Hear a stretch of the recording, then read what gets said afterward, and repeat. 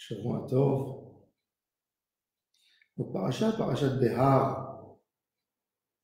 Behar parle des acquisitions que quelqu'un fait sur un domestique, sur des terres qu'on a achetées, que ces terres elles reviennent à leur ancien propriétaire au moment du jubilé.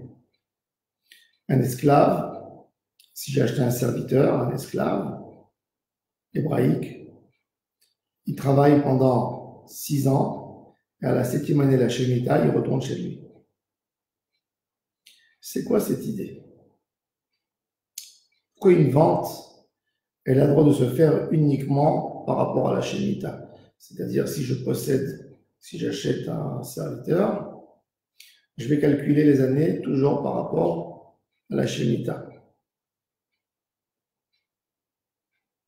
Le soir, Kadosh nous dit,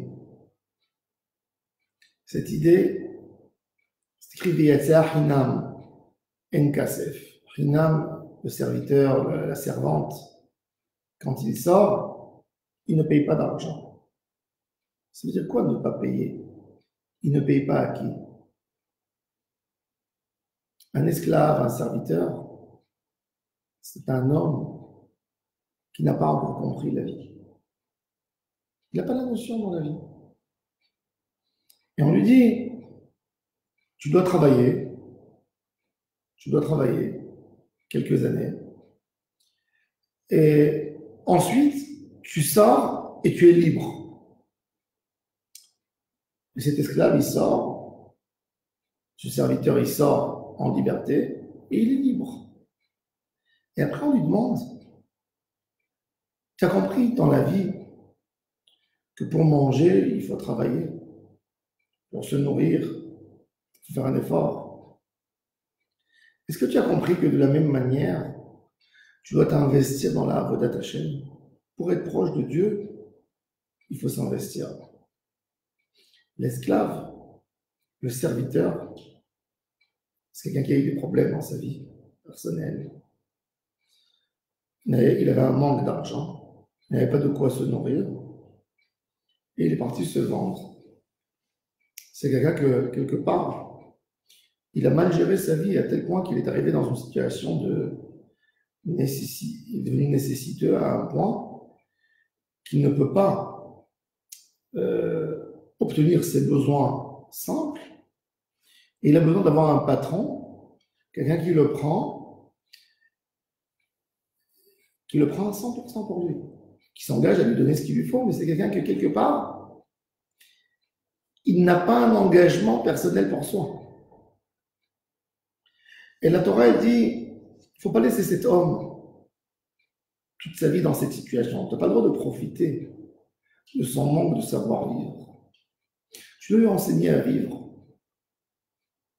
Et quand il sortira, c'est pour ça que tu ne peux pas le laisser chez toi pour un moment illimité. Et à la fin de la 6e année, il est obligé d'être libre pour des références, pour retrouver sa place dans la société. L'homme qui ne sait pas se gérer, c'est le problème de 50% de l'humanité. Ils sont venus dans le monde et ils n'ont pas compris le monde. Ils n'ont pas compris la vie. Ils n'ont pas compris que chaque chose qu'on fait dans la vie, on doit payer. On doit rendre des comptes. Il y a un suivi, il n'y a rien dans la vie qui se passe comme si de rien n'était. Et cet esclave, quand il doit sortir, Kadosh Baruch Hu lui dit, c'est moi qui t'ai fait sortir. Est-ce que tu as compris que tu as une responsabilité humaine aussi par rapport à ton entourage, par rapport à moi, par rapport à mes mitzvot? L'esclave, le serviteur, quand il sert son maître, ce qui est le plus flagrant dans un serviteur, qui n'a pas le temps pour lui. Pas dire, je veux lire maintenant un livre, je veux aller me promener. T'es serviteur. Il y a quelqu'un d'autre qui va gérer ton temps à toi. Si toi, tu n'as pas su gérer, ton temps, l'autre va gérer le temps que tu as. Et cette sortie, quelque part, l'homme retrouve son esprit, l'esprit libre, c'est savoir quoi faire avec le temps, savoir gérer mon temps.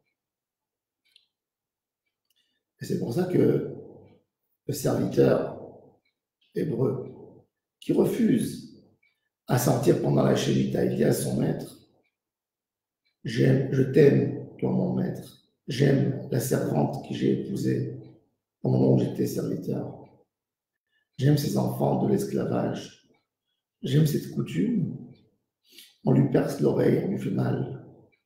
L'oreille, c'est le moyen de connexion avec le monde. C'est un homme qui est déconnecté de son entourage et on lui perce l'oreille. 70% du savoir de l'homme, c'est suite à l'oreille. Il entend le son, l'enseignement qu'on lui enseigne sur chaque chose. Et il comprend. C'est pour ça qu'en hébreu, comprendre, c'est toujours dans le sens de shmira, shomea ani devarav. Je comprends. Quand il y a quelqu'un qui te dit, tu comprends, je dis shomea, et oui. Shomea, c'est pas écouter avec l'oreille, c'est comprendre. Shema Israël, comprendre Israël. La compréhension, prendre conscience. Pourquoi nous sommes venus dans ce monde? Le Ramchal dit que tout le monde échappe de la question réelle qu'on doit se poser tous les jours, 10 fois par jour. Pourquoi nous sommes venus dans ce monde? L'homme passe tellement dans sa vie. Les moments de bonheur sont très peu dans la vie d'un homme. Un bonheur, un vrai bonheur, toute la vie d'un homme, il a eu un vrai bonheur dans sa vie, peut-être un mois de vrai bonheur. Si tu prends les anniversaires, le mariage, la bar mitzvah, vraiment les moments de bonheur, pas beaucoup dans la vie d'un homme. Un mois et demi. Heureux l'homme qui a vécu des moments de bonheur plus que ça. Et le Ramchal te dit, tu penses que tu es venu 80 ans dans le monde pour avoir un mois et demi de bonheur? Non. Non. Tu travailles pour quelque chose d'autre. Le serviteur, quand il a servi son maître, il a compris qu'il y avait beaucoup de choses qu'il aurait pu faire pour lui, qu'il aurait pu se développer, mais il n'a pas pu le faire puisque son temps ne lui appartenait pas. Donc il doit avoir une réflexion pour comprendre comment j'exploite mieux mon temps. Et le but, c'est que quand il sort de l'esclavage, il comprendra beaucoup plus de choses dans sa vie. Et c'est pour ça que la Torah, elle devient tellement rigoureuse avec cet esclave qui ne veut pas sortir, qui veut rester en esclavage. Il n'a rien compris. Il n'a rien compris de sa vie. Un homme qu'à un certain moment où qu'il passe, qu'il traverse des époques tellement difficiles, il n'a rien compris. C'est douloureux. C'est honteux. Un homme qui a fait de la prison 10 ans et plus et qui n'a rien compris. Pourquoi? Et qui va refaire la même bêtise. Ça fait mal. T'as pas compris. Mais nous, on se moque d'un prisonnier qui est sorti de prison et qui a refait pareil. Et l'homme, avec tous ces échecs, pourquoi on n'apprend pas de nos échecs? Pourquoi on n'apprend pas c'est quoi l'essentiel dans la vie? Parce que nous sommes des prisonniers, des serviteurs du mauvais penchant. Et c'est pour ça que la Shemitah, cette 7e année qui ressemble à un Shabbat, ce jubilé qui est 7 Shemitot, c'est tellement important pour le monde entier. De sortir, d'être libre, de comprendre c'est quoi la liberté, qu'est-ce que je peux faire avec une liberté? Qu'est-ce que je peux faire avec moi-même? Où je peux évoluer avec ma neshama?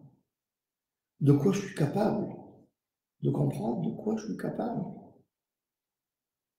Ça, c'est l'importance, et ça, c'est le mitzvah de la Torah. La Torah, elle est prête qu'un homme qui a acheté un terrain le rende pour que le vendeur comprenne. Quand le vendeur a vendu son terrain, son champ, parce qu'il pensait qu'il ne pouvait rien faire avec ce champ, mais on a bien vu qu'il y a eu un acheteur qui est venu, qui l'a acheté quand même. Et cet acheteur, pendant 50 ans, il a labouré la terre, il a planté, il a exploité, il s'est enrichi. Et le vendeur qui voit et qui dit, mais j'aurais pu le faire moi aussi. Alors la Torah lui dit, allez, je te redonne une chance. Re-exploite ton champ. L'esclave qui pensait qu'il n'était pas capable de faire rien du tout de lui-même, qui se levait tous les jours à 11 heures du matin, qui perdait toute sa journée, est devenu esclave, devenu serviteur. Et son maître, celui qui l'a acheté, lui a dit, tu vas me construire ça, tu vas me faire ça. En fin de compte, après 6 ans qu'il était esclave, qu'il était serviteur, il se rend compte qu'il pouvait faire beaucoup de choses. Tiens, j'ai construit une maison pendant ces 6 ans. J'ai fait ça, j'ai fait ça. Je suis capable. Ça, c'est le but de la Shemitah.